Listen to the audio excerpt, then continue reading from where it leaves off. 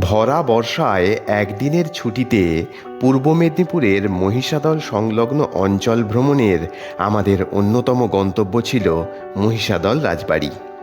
হাওড়া হলদিয়া লোকালে সতীশ সামন্ত হল্ট স্টেশনে নেমে হাঁটা পথে বা একটা টোটোতে পৌঁছে যেতে পারেন মহিষাদল রাজবাড়ি। ইতিহাস, ঐতিহ্য, রাজকীয়তার এক অসামান্য নিদর্শন এই রাজবাড়ি।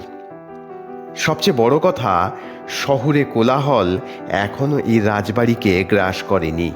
নির্জন নিস্তব্ধ প্রকৃতির কোলে বিরাজ করছে এই রাজবাড়ি। ইতিহাস এখানে ফিসফিস করে কথা বলে। রাষ্ট্রীয় শাসনে যারাই থাকুক না কেন, এমন কিছু আঞ্চলিক শাসনকর্তা বা সামন্ত প্রভুদের শাসন ব্যবস্থা ছিল যাদের উপর কেন্দ্রীয় শাসকদের কর্তৃত্ব নামমাত্র ছিল।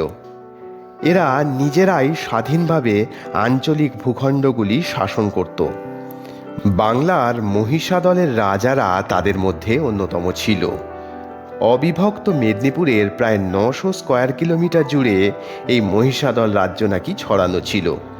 তবে মহিষাদল রাজবংশের গোড়ার ইতিহাস ছিল অন্ধকারাচ্ছন্ন। শোনা যায় উত্তরপ্রদেশের সামবেদীয় ব্রাহ্মণ বংশের জনৈক জনার্দন উপাধ্যায় মহিষাদল রাজবংশের প্রতিষ্ঠা করেন। পরে এদের বংশধররা গর্গ উপাধি ধারণ করে রাজত্বের ভার নেয়। বর্তমানে রাজবাড়িটি অর্বাচীন কালের বলেই মনে হয়, কারণ পাশেই রয়েছে পুরনো একটি ভগ্নপ্রায় রাজবাড়ি এবং রাধাকৃষ্ণের মন্দির। রাজবাড়িটি এখন মিউজিয়াম হিসেবেই ব্যবহৃত হয়।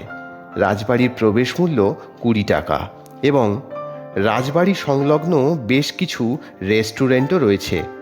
একদিনের ছুটি কাটানোর অসাধারণ জায়গা এটি।